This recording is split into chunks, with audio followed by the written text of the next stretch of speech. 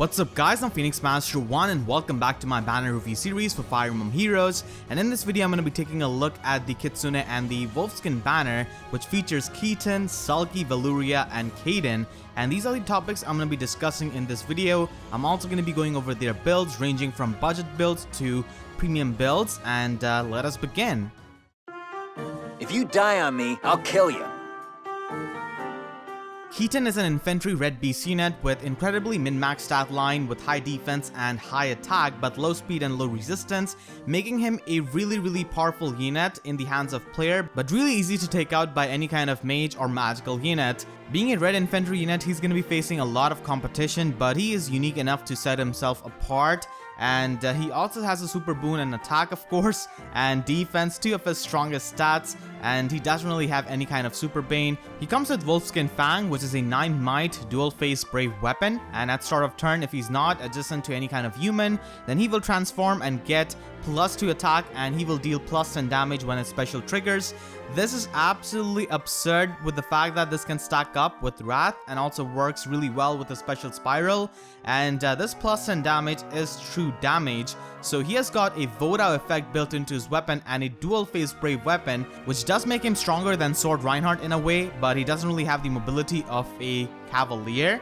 So he has got Draconic Aura as a special, which is pretty nice with his high attack, but in my opinion Bonfire and Ignis are just much better specials, but this is fine for budget. Special Spiral is really amazing for abusing 3-turn and 4-turn cooldown specials with Keaton, and with his high attack it means that he can easily utilize something like Heavy Blade and make it even easier for you to set up Special Spiral. And finally he has got Beast Valor. So overall Keaton is a monster, I mean quite literally, and he has got insane high attack for a unit who has got a brave weapon, really high defense, so he can function really well in the enemy phase as well, as long as he's taking physical hits. Against magical units he will just evaporate in a second, so yeah, you have to keep him away from those kinds of enemies. And even though he faces a lot of competition being an infantry red unit, he's unique enough to set himself apart, but I still think that Tibarn is a much better red beast unit because of the fact that he has got 3 movement and he has got great synergy with sturdy impact and his weapon. But still, Keaton is a very powerful and bulky unit and definitely a star of this banner. As I said, you could be comparing him to Sword Reinhardt, but being an infantry unit, he's got access to Special Spiral, Steady Breath, and also Wrath, which can work really well with his weapon, and he also has the Voda effect while having a dual phase brave weapon, so he's a really powerful unit. And if you get multiple copies of him, you could definitely just fodder him off for Special Spiral. There are many good units who can make use of this, and the first choice for this is obviously Ophelia, such a powerful unit to be used in Ether Raid's defense, for Ether Raid's offense, for in-game content. It's just absolutely amazing and powerful blue mage. And Legendary Ike is a free unit which everyone has got access to, and with his Warding Breath and 4-turn cooldown Radiant Ether, he can be a really powerful unit who can just retaliate back with Radiant Ether in the enemy phase after any kind of hit. So that's the Thanos Ike build. And the third one is Lina. She can set up Special Spiral and Glimmer, and you can also use this on someone like Tail2. Sonya is also a pretty good user of Special Spiral because of her Voda weapon, but just keep in mind that Sonya is still gonna be getting her Refine sooner or later, and she might have a Special Spiral Refine, so just be very careful when it comes to foddering off this skill to Sonya, because a lot of people foddered off their Air to give Mystic Boost to Julia and Deidra, and then came their Refines, which did have the nullification of the adaptive damage, so that was a big bummer, so definitely keep that in mind. And Saber can also utilize with Golden Dagger to have his Bonfire ready at all times, and this can be set up pretty easily with Quick on Pulse. These are just few examples of Special Spiral users. There are of course many users of it, his daughter of course, but we're going to be talking about that in a moment. This is the last thing you'll see. His first build is a budget build utilizing Death Blow, and Heavy Blade and Attack Smoke have got good synergy, and because of his high attack he can use Heavy Blade even though he's having a brave weapon, and he's also going to be getting 2 more attack if he transforms. And Ignis is going to be giving you insane amounts of damage with the +10 extra damage that he gets when he's transformed, and this is a really powerful budget build on Keaton, but Guard and Special Fighter are going to be annoying to be faced on enemies. Fury is a great budget option if you do not really have a client to fodder him off for that. And you can run this on a minus attack Keaton and have Bonfire instead of Ignis, and have something like Brazen Attack Defense to patch up his attacks. That can be done. And his third build utilizes Vantage, Brazen Attack Defense, and Heavy Blade. And Defense Smoke is available on Pan now.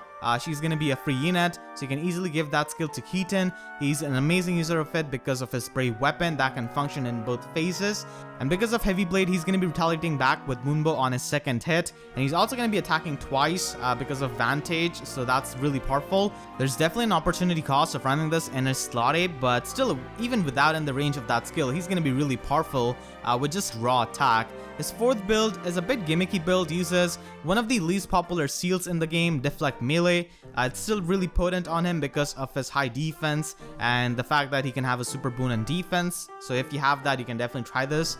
It's the same thing with Brazen Attack Defense Vantage, but you have got Attack Smoke here and also Deflect Melee. So because of Vantage, he's going to be attacking first, and because Keaton has got low speed, he's going to get double most likely if the enemy survives. So the second hit of the enemy is counted as a consecutive hit, and Deflect Melee reduces the damage from it by 80%. Combine this with his high defense and also Brazen skill, he can be incredibly tanky even in the Vantage range, and this does work in both phases, helping reduce the damage. But the thing is that because he has got a brave weapon, many times when he's going to be attacking first with Vantage, he might charge up 2 turn cooldown specials on enemies and eat a massive special from them, and that hit is not going to be reduced by Deflect Melee, so that's the problem. And the fifth build uses Wrath. As I said before, Wrath does stack up with the +10 damage from his weapon. When he's in the Wrath range, he's going to be able to retaliate back with Bonfire on his second hit, thanks to Heavy Blade. And even in the enemy phase, when he's at full HP, if he takes enough damage from the attack, he can retaliate back with Wrath boosted Bonfire, thanks to Heavy Blade. So that can do massive amounts of damage, but it's definitely expensive build requiring Wrath. His sixth build is using Steady Breath Wrath. This build has got an absurd damage output. You can get up to 58 points of damage from Ignis, which is boosted by Wrath, and Voda from his weapon, which is absolutely insane. So Steady Breath with Ignis really works out nicely. Thanks to Steady Breath, he's going to be retaliating back with Ignis on the second hit of his Brave attack, because on the first hit from the enemy, he's going to be at 2 cooldown, then he goes for his own hit from Wolfskin Fang, and then he charges up his Ignis and fires that off on his second hit. So extremely powerful build with insanely high damage output from Ignis. And his seventh build is once again a bit more gimmicky build. I'm trying to mix these up. So Fury, Desperation, and Brash Assault can be done so that he can have his massive attack, and you can just quad attack with him and proc Bonfire on his final hit. So yeah, that can be done for matches which are longer, like Abyssal maps, or game modes like Tempest Trial or Chain Challenges. And his final build is his best build with Distant Counter.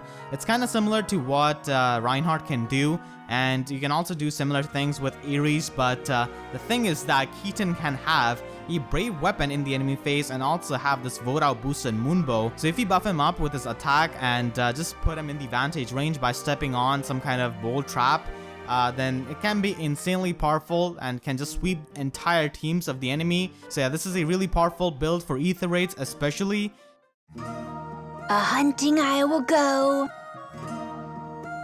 Velouria is a colorless beast infantry unit and the first good colorless melee physical unit that we have got. We did have Leon before, but she's a frail heron, and Velouria here is a very strong wolf. So she has got a really balanced stat line. Unlike her father, she's really fast at base 37 speed, and her weapon puts her at 40 speed. She also has a solid 35 base attack and pretty nice 33 defense, good 40 HP, and just workable 23 resistance. And because she is a colorless unit who's melee and physical, she doesn't really have any sort of weakness, and we don't really have any kind of beast slayers in this point in the game unless they release, I guess, Jill with some kind of beast slaying weapon. And Raven Tomes, I mean, can have advantage against her, but Raven Tome units are about as common as getting the unit you actually want on your free summon. which is not a lot. I mean, you might see a rare Cecilia here and there in Ether raids, and the fact that she's got such a fantastic stat spread pushes her potential even further because she doesn't really have any sort of weaknesses that are common. And she comes with Wolfskin Fang as her weapon, which is a 14 might weapon. It gives her +3 speed. At the start of turn 1, she gives -2 special cooldown to herself and to a unit that she has got the ally support with. If you don't really have any kind of ally support unit, then she's going to be giving herself the -2 special cooldown simply. And it does have a lot of uses actually on Velouria because she's an infantry unit. She can abuse stuff like Special Spiral really well. And if you have an ally support, I would definitely recommend using units who have got Special Spiral, units like Ares, units who have got high cooldown specials like Ether, Gale Force, so that you can minimize those specials, and units who are running Quick on Pulse, and on teams which abuse Infantry Pulse, that is also a really good usage of Velouria. And you can also have a powerhouse like Reinhardt, have Dragon Fang, run Infantry Pulse on him, and also ally support him with Velouria, and he's going to be having 1 turn Dragon Fang, which is going to be absolutely fantastic, especially for something like Ether Raids, for getting that clutch kill on a unit he wouldn't be able to kill otherwise. So using Quick on Pulse on a super offensive unit is also a pretty good way of using this. And if you've got multiple Velourias, then the -2 special cooldown actually stacks up on the ally supported unit. So if you have got multiple Velourias, definitely do not merge them. Try to use them in something like Ether Raids, which could help you a lot. You could have some really insane things like turn 1 Gale Force and turn 1 Ether, so that can be done. And this is only active for the player. Ally support and summoner support are player sided buffs, which means that you're not going to be facing any kind of Ether Raids defense team abusing Velouria with someone like Ares or Ophelia, so you can be rest assured that only you can abuse the power of Velouria and not the opponent on their defense teams. Like any other beast infantry unit, she's got the same transformation condition where she will get +2 attack and +10 damage when special triggers if she is transformed. She's got Luna as her special, which is a pretty decent budget option. Close defense as her slotty skill, which isn't really the best skill, but it does work out. And finally, she comes with Ward Beast, so she's not really got most impressive base kit, and even her weapon is only applicable for the very first turn of any kind of map, and after that, it doesn't really do much. So with the builds of Ophelia, you really need to capitalize on the -2 cooldown that she gives to herself. And a big part of using Velouria is to have ally support with any unit. And as I said, you want to use her with someone like Ophelia, Ares, Special Spiral users, units with high cooldown specials like Ether and Gale Force, super offensive units who can have Quick on Pulse on their Sacred Seal and abuse a high cooldown special, and also on Infantry Pulse team because Velouria is an infantry unit. Overall, Velouria is a fantastic unit who can support her teammates with her weapon and also hold her ground herself with her fantastic stat line. And she's really versatile with her builds, and you guys will see that I'm not joking about that. She can do player phase, enemy phase, mixed phase, support, everything, you name it. She's really versatile with her builds, and she is a candidate for demotion on this banner because of her unimpressive base kit and the skills she brings. But she might not get demoted because she's incredibly popular and she's the new Gen 3 infantry unit, but we'll have to see. There's definitely a lot of ambiguity around that. I always play with my food. Her first build is a budget build, just utilizing attack speed bond as a sacred seal and renewal on her slot B skill, which can be nice for her longevity. And you can have bonfire as a special, but Luna is a budget option. And her second build is also a budget build, but utilizing Ignis. So because of her weapon, Ignis becomes a 2-turn cooldown special, and then Quick on Pulse makes it a 1-turn cooldown special. So she's going to be retaliating back with 41 damage Ignis, and the +10 true damage from her weapon is going to be happening if she's transformed. And her third build is also another budget build utilizing close defense and quick riposte. Now, this is an enemy phase build, and she is going to be having 45 defense in the enemy phase, and amazing damage output with bonfire, and this can be run on a -speed IV Velouria if you are unfortunate enough to get that. Moonbow, Noontime are also great options for her special because the farmer is better for landing 1-round KOs because Velouria is pretty fast, so she's not always going to get doubled So she's just going to be ending up with a charged up bonfire many times, so Moonbow can help you get one run KOs. And Noontime is pretty nice for better longevity because she's going to be getting the plus 10 damage when she's transformed, so that can definitely help her with her healing. Her fourth build is another budget build using the dual blows with Death Blow and Darting Blow. It's a nice budget build, and the slot C is definitely flexible, and you can also run shield skills on slot B. And her fifth build uses Fury Desperation and a Brazen skill, which is pretty standard. This puts her at pretty high attack and is a nice player face build. Her sixth build is a support build with Attack Wrestling, Defense Tactic, and Hone Speed, so she can reduce the cooldown of ally support unit and also give them all kinds of buffs, and then use Smite to send them in the range of the enemy so that they can sweep the enemy team or just pick them off if they are a Gale Force Cavalier. So this is a pretty nice build which you can run if you want her to support in Ether Raids. And Speed Tactic can be run on slot C, but that's definitely expensive, or if you are unfortunate enough to summon Legendary Lyn from the Find and Vote banner. And the seventh build is also another AR support build, but this one uses Infantry Pulse. So if you give her Light Blessing, and if the Light Season is going on, then she's going to be getting the plus 5 HP, and that makes her more viable for Infantry Pulse. So she can pretty much reduce 3 cooldown of ally supported unit if they are infantry with this build, and that can be incredibly useful. You can also run HP plus 5 if you've got allies with more HP, so that you can use Infantry Pulse. And Res Tactic can also be used because there are a lot of nasty magical units in Ether Raids. And our 8th build is once again another support build. We're just going with the phase of support builds here with Chill Speed, Attack Tactic, and also Defense Tactic.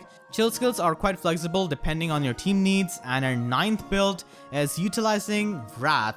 So once again, for any kind of these infantry BC nets, Wrath is going to be a really premium option that you can opt for giving them the plus 20 true damage. And that goes really well with the fact that she can put her special cooldown at -2 at start of a map. So she can have a turn 1 bonfire. She can retaliate back with Wrath and vote out boosted bonfire, which can be really good. Her 10th build is utilizing Special Spiral from her daddy, and this can be used for proccing Ether in every single round. So her weapon is going to be putting Ether at 3 cooldown. With Flashing Blade, she's going to be able to set up Special Spiral, and once again Special Spiral is going to be putting Ether at 3 cooldown, and you can proc that in every round, and that's going to be really helpful because she can recover back the HP, and the plus 10 extra damage from her weapon is going to be giving her more healing essentially.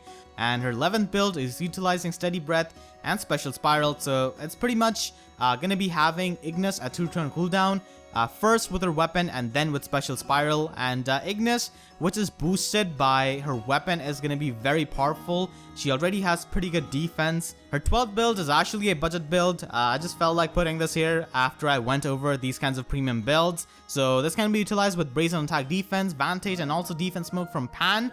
And she does have pretty solid base 35 attack. So she is a pretty good user of Vantage, but a lot of tanky armors and dragons are present in the metagame, and a lot of them can actually live through Vantage to knock her out. So she isn't really as potent as using Vantage as her father, but nonetheless it's an option. And because of her high speed, she can use Flashing Blade productively and free up Heavy Blades for some other ally. And because of how her weapon functions, she can easily trigger Gale Force in a single round, even if she attacks any kind of range unit who cannot retaliate back. So you can use Gale Force, Hit and Run, Fury, and also Flashing Blade.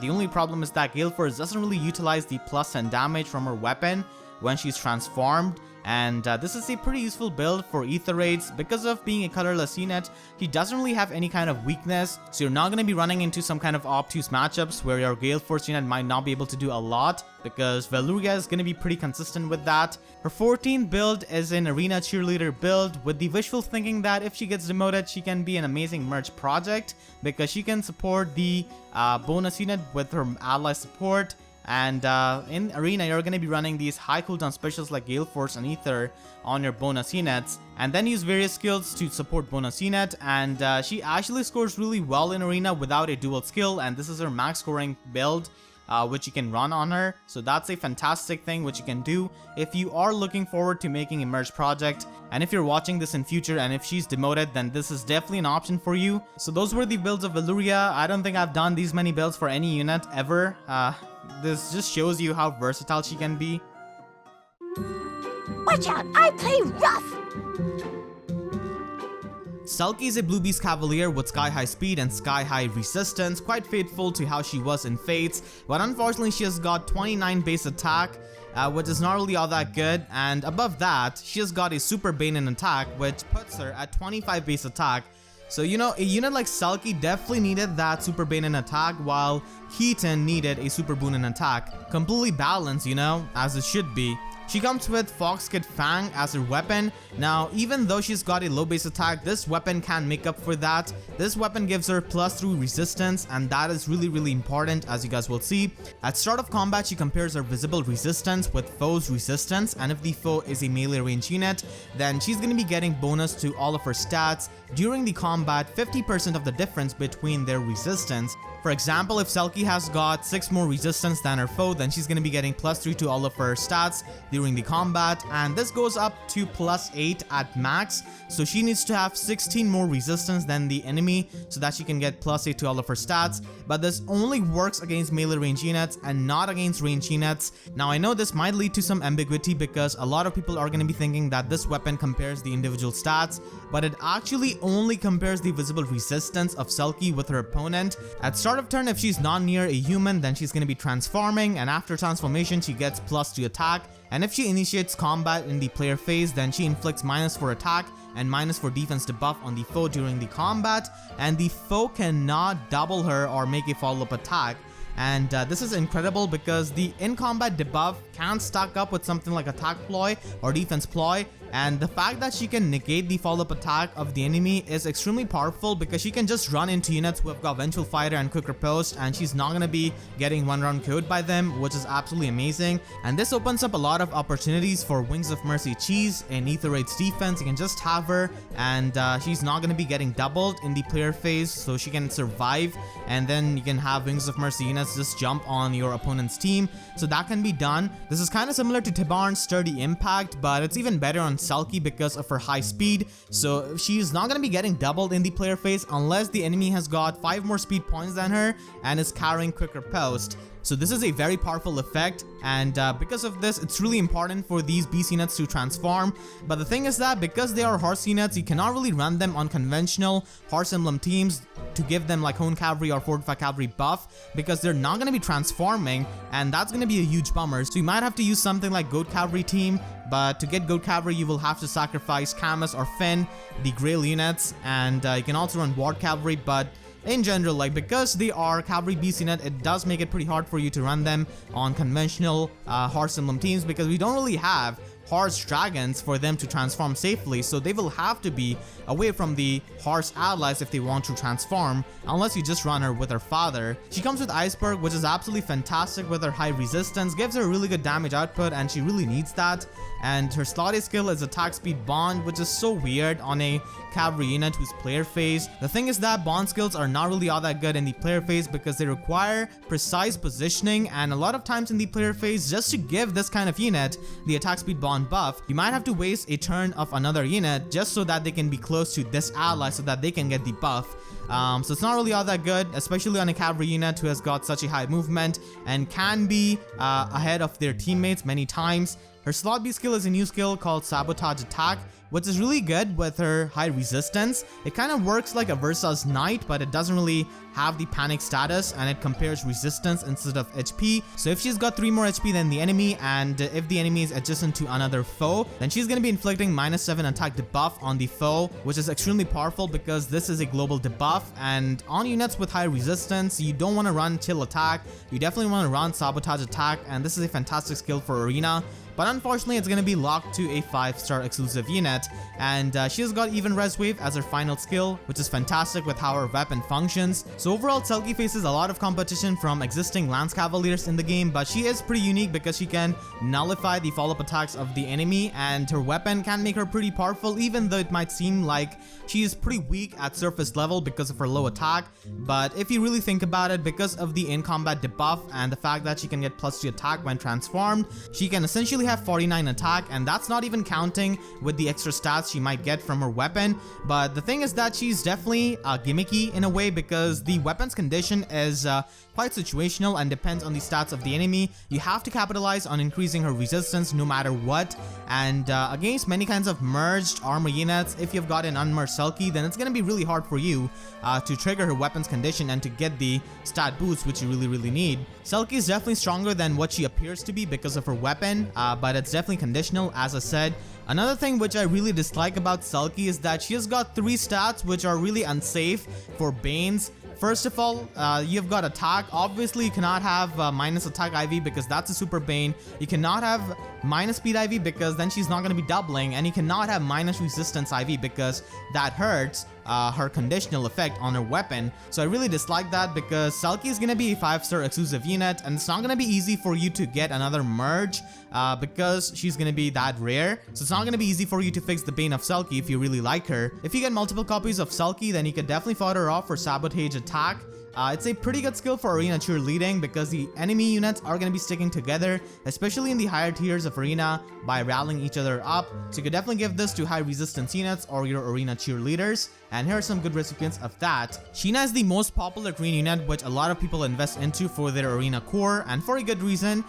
So she's got incredibly high resistance with a res refine, and also something like fortress defense res, which is good for scoring and also for increasing the chances of proccing Sabotage Atk. And you can also run defense ploy, panic ploy. It's going to be really nice for supporting your bonus units. Felicia can also do this with her high resistance, and she can be a pretty nice cheerleader because of her weapon, which can debuff, and she can also debuff with her slot B skill and also speed ploy. And finally, you could run this on someone like Riz, who has got really high resistance, just to get more utility out of a unit like him. My bite is worse than my bark. Her first build is a budget build. You don't really have to change much, you just have to run attack +3 and have reposition. But once again, bond skills aren't really all that good in the player phase. Fury is definitely the best slotty skill for Selkie because it increases her visible resistance stat, which is helpful for her weapon trigger and can also give her more offenses. And this kind of build is pretty standard with Fury, Desperation, and a Brazen Seal, and she can have really high resistance with this build and fire off massive damaging icebergs, but she's not going to be able to trigger that in a single round. And Brazen Seal doesn't really help in the activation of her weapon's condition because it only calculates the visible resistance stat. And the third build is a utility Selkie using her high resistance for running ploys, and this can be run on a Selkie which doesn't have favorable IVs. You can just make her into a support unit. This can also help Selkie herself because defense ploy can't stack up with the in combat debuff, and res ploy can help trigger her weapon's condition. Her fourth build uses quick on pulse, and it's more suited towards ether raids or arena assault where you've got short matches, so at least she can trigger iceberg in a single round if she doubles. So that's going to be giving her a pretty good first encounter, and she's going to be doing massive amounts of damage with her iceberg and high resistance. And if she's as supported by Velouria, she can also run something even more deadly like Glacies, because Glacies can be a one-turn cooldown special. Her fifth build uses attack res link with res ploy so that she can have effectively 53 resistance on a debuffed enemy, so she can get +8 to all of her stats during the combat if the enemy has got 37 or lower resistance, and a lot of times enemies are going to be having lower resistance than that, so that can be done. And defense ploy does stack up with the in combat debuff, giving her -9 defense debuff on the foe in the player phase, which is really useful. You can also run smite for ether raids usage if you want to. Her sixth build uses fortress defense res for increasing her visible resistance to really high amount, and this is a really expensive build, and Selkie already has a low base attack, but still it's a viable option on her nonetheless, especially if you've got a plus attack IV Selkie. You could certainly go with this. Her seventh and the final build uses this encounter for making use of her high resistance, but just keep in mind that her weapon doesn't really work against ranged foes, so she's not going to be getting those extra stats, and it only works against melee range units. Her transformation effect is player phase only, so she's not going to be able to get the debuff or nullify any sort of follow-ups. So this build does have its flaws, but it can be done if you want to utilize her high resistance. Anytime someone's nice to me, I have to be nice in return. Kaden is a green beast cavalier with 36 base speed and 32 base attack, and quite workable bulk with 28 defense with his weapon and 25 resistance with 38 HP. He comes with Kitsune Fang, which is a 14 might weapon, and the primary effect of this weapon is to convert any kind of visible buff that Kaden gets into a drive buff. And it's a pretty nice reference to Fates, where Kaden will return any kind of favor back, even if it's a small favor. So if Kaden gets a +6 attack buff, then he's going to be converting that into a drive buff. And he does come with Speed Rest Link, which is absolutely fantastic. You definitely want to pair him up with units like Erica, Legendary Marth, Soth, or Veronica to get the most out of this weapon, because they can give visible buffs with their skill sets. So he can be a good support unit, and he has got the standard transformation condition, and he gets +2 attack and also inflicts the -4 attack and defense debuff on the foe during the combat, and the foe cannot make a follow-up attack. He has got the combo of Pivot and Speed Rest Link, and Speed Rest Link is definitely a Link skill which is lesser useful than other Link skills. Pivot is decent, but Shove or Reposition is also really nice. And finally, he has got Goat Beast, which is pretty nice with his weapon so that he can give those drive or the goat buffs. And overall, I like Kaden more than Selkie personally, even though I know Selkie can be much better and has a higher potential because of her weapon. But I just like Kaden because he's a green cavalier. We don't really have a lot of those. We get like one of them after like months, and Kaden has got pretty solid stat line. He can be a really good support unit, and he's likely to get demoted on this banner. He's like the prime candidate for demotion because his base kit isn't really all that good. As I said, Speed Rest Link isn't really all that good of a Link skill. We already had Attack Rest Link on Valentine Titania. Goat Beast is gonna be a really powerful support skill, but still he's a demotion candidate. And once again, Kaden faces the same problem as Selkie. He's not really all that flexible on a conventional Horse Emblem team because he's not gonna be able to transform if he gets the buff like Hone Cavalry or Fortified Cavalry. And you definitely want to use him with Pan, who's gonna be a Granted Battle unit. And he is a green cavalier and Pan is a blue cavalier, so that can be a pretty nice thing. Selkie unfortunately is a blue cavalier, so isn't really all that good with Pan, because having 2 blue units is gonna be pretty annoying because you have got a lot of really powerful green threats in the metagame. So that's why I like Kaden more than Selkie, because of his color, and he goes pretty well with Pan, who's gonna be a free unit. Funnily enough, I don't really like Kaden all that much as a character from this banner, but as a unit, I do like him. So if you get multiple copies of Kaden, or if he does get demoted, then you can definitely use him for Speed Rest Link. Of course, whenever a Link skill is mentioned, Legendary Lucina is a staple because of Future Vision. You can also have the skill on a distant counter unit like normal Lucina, have the skill with her Bond Refine.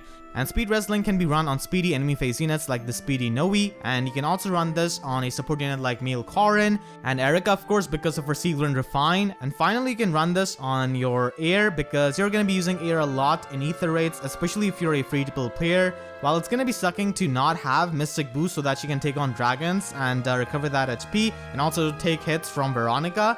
But Speed Rest Link can definitely help your team if you've got some kind of Vantage or a super tank that can be smited into the range of the enemy. So she can work as a smite bot pretty easily, and you're safe to invest into her with a Link skill because you're going to be using her a lot. I'm handsome and strong! Kaden's first build is a budget build. Fury is pretty much the best budget option for him because it goes really well with his stat line. Moonbow should be run so that he can trigger that in a single combat, and he's going to be negating those follow-ups, so that's going to be fantastic. And it does have the double drives. His second build uses Attack Tactic and Shove. So Shove is a pretty good skill for testing traps and Ether raids. Not really as good as Smite, but still, Shove is actually pretty good on Kaden because he can move the human ally one space away so that he can transform the next turn while giving them the drive buffs with his weapon, so that can work out. Even Attack Wave can be run on Slotsy, but the units who carry that are much better used for their other skills. His third build is a standard Fury Desperation set. If you already have a lot of buff bots or units who can give the visible buffs, then you can just have these kinds of skills and free up the buffing skills on Kaden, and you can still support the allies with his weapon and be pretty nice in the player phase. His fourth build utilizes Swift Sparrow from Naysala and also Darting Blow. Even Defense Wave can be run from Silas, and as I said before, if the buff bots are present on your team already, then you can run this kind of build so that you can get more out of him in the player phase. His fifth build is extremely expensive, utilizing Joint Tone Speed from Gunthra and Attack Rest Link from Valentine Titania.